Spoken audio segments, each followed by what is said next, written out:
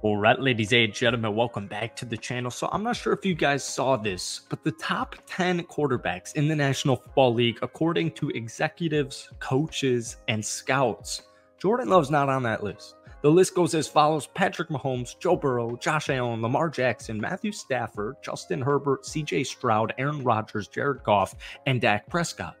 Now, when I first heard that he wasn't a top 10 quarterback, from that article or whatever, I was, a little bit surprised. But looking at it, I don't think it's all that crazy because Jordan Love, has only really been a starter in the NFL for one season. But when I'm thinking about how good is Jordan Love actually, well, I have to ask myself this question because the dude had a phenomenal MVP-esque season. I'm not saying he should have been or won the MVP, but I'm saying he should have been in at least some type of conversation. And we did have some of those towards the end of the season. But Green Bay was a squad that started 3-6 and finished 9-8 and won a freaking playoff game against the Dallas Cowboys. But all in all, Jordan Love threw for over 4,100 yards, 32 touchdowns, and a 64.2 completion percentage. But once again, I have to ask myself when we're talking about quarterbacks, no matter what, how good do you make your teammates look? Listen, Christian Watson is fully capable of being wide receiver number one on the Green Bay Packers or any NFL football team. The issue is he can't stay healthy. And 2 years ago, our number one wide receiver was, kind of like Allen Lazard.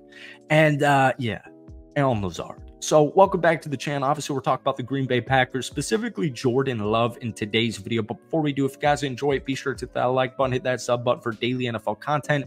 I'm a huge Packers fan, so we post a ton of Packers content. But if you try and get this video to 250 likes, I'll greatly appreciate it. I'm a biased Packers fan, but I'm telling you, man, we saw it in the Saints game, that fourth quarter comeback. Jordan Love just looked like we knew there was something there after that Saints game. But he's just a perfect fit on the Green Bay Packers offense in general. This was the youngest team in the playoffs. This was the youngest offense in the playoffs since 1970 back to the Bills. But you have to love Jordan Love's poise. I love his body language. I love his energy. He's the definition of a professional. And the whole rhetoric all season was kind of CJ Stroud, because Jordan Love, while this technically was his first season starting, he's not a rookie. But CJ Stroud, on the other hand, he's just, fresh out of college. So everyone was talking about his poise, his body language, his energy, but they're just saying he's a professional. And that's exactly what you have with Jordan Love. So once again, when I go back to the question, how good do you make your teammates look? Because technically there isn't and still isn't a wide receiver number one on the Green Bay Packers. And I'm using stars because Packers receiving core, whether that be tight ends or wide receivers, is literally loaded. Take a look at Romeo Doubs, 59 catches, 674 yards, 8 touchdowns. Jaden Reed, a rookie, by the way, 64 catches, 793 yards, 8 touchdowns. Bo Melton, even 16 catches, 218 yards, 1 touchdown. But here's the thing. And, Bo Melton was more of an end of the season kind of, guy who flew up it. And we're going to talk about the tight ends. We'll talk about Dontavian Wicks. Don't worry. Jordan Love in the playoff game against the Dallas Cowboys. Here's the thing. People like to say the Cowboys choke. And to be honest with you, they do. They love to choke. But you still have to win the football game. And you still have to we still have to wait and see for the Cowboys to choke. Folks, it was never close. I mean, technically, the score was a little bit close when the final seconds dropped because Dallas was just getting a bunch of garbage time touchdowns. But the game was over pretty much from the get-go. And Jordan Love in that football game against the Dallas Cowboys, which, you can say all you want. Here's the thing: you can say all you want about Dakota Prescott. You could say all you want. Is he the 10th best quarterback in the NFL? I completely disagree. I think Jordan Love should be on that list because he outdueled Dak, and it wasn't close. It wasn't close. But if we're keeping it a buck here, I think every football fan in America, talking about America's team, air quotes, rolling my eyes, the Cowboys defense is phenomenal. The Cowboys defense is one of the best in the NFL. And so you're going into Dallas against that defense and you throw 3 touchdowns, you throw for 272 yards, and you have a completion percentage of 76.2%. I mean, you can't teach that. This is a team That loss, man, I remember losing to the Raiders on Monday Night Football. I remember losing to the Giants. That was a terrible freaking loss. I remember losing to the Buccaneers, a heartbreaking loss. I remember barely scraping by against Carolina.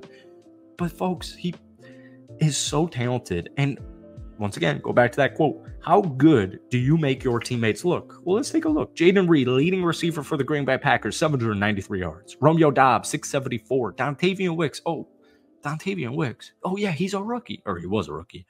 581 yards. Average 15 yards per catch. Christian Watson, who missed a big chunk of the season, which should be noted, 422 yards. And then our tight end tandem, Tucker Kraft, who didn't really get an opportunity until he was more of a blocker, didn't really get much of a pass catching opportunity until Luke Musgrave got injured, unfortunately. But that's when we saw the potential. Tucker Kraft, 31 catches, 355 yards. Right behind him, another tight end 1, 34 catches, 352 yards. Aaron Jones and A.J. Dillon, 233 receiving yards. Bo Melton, Malik Heath.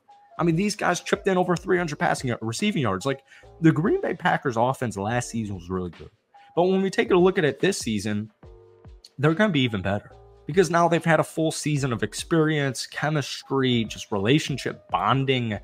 The Packers are going to be a better team this upcoming season, or even if the stats will show, by the way, because the Packers technically weren't even a top 10 offense last season because of the 3-6 start. But here's the thing. My favorite part about what Jordan Love and the whole Packers offense is they're all around the same age. You know, Jordan Love, even though that was his fourth season, in the NFL, they're all around the same age. And that, to me, is a complete difference maker. Like, yeah, you need some veterans in the mix here and there, especially I think that's more so in a sport like NBA, basketball. These guys are all growing, learning, experiencing pain, experiencing success. They're all going through it together. So when we're talking from a chemistry standpoint, from a team bonding level, they're like 100 out of 100. And Matt LaFleur is quite honestly the perfect head coach for Jordan Love. When Aaron Rodgers was in town, Aaron loves to change plays. He loves to do his own thing, and he should, right? And when Matt LaFleur finally gave Jordan Love the opportunity to switch it up at the line, that's when we really saw him come into his own. But, Aaron Rodgers at that point in his career, I don't want to call him a diva because I actually plan on wearing my Aaron Rodgers jersey in Soldier Field at the end of this upcoming season when I'm at it. But the timelines didn't fit when Aaron Rodgers departed, and the timeline fits perfectly with Jordan Love. So, folks, to me, Jordan Love's clearly a top 10 quarterback in the NFL. But let me know what you guys are thinking. Give me a ranking down below. And, I think Jordan Love, MVP candidate this upcoming season, is definitely in play. Hit that like button. Hit that sub button. Let me know down below, where does Jordan Love rank in total quarterbacks in the NFL?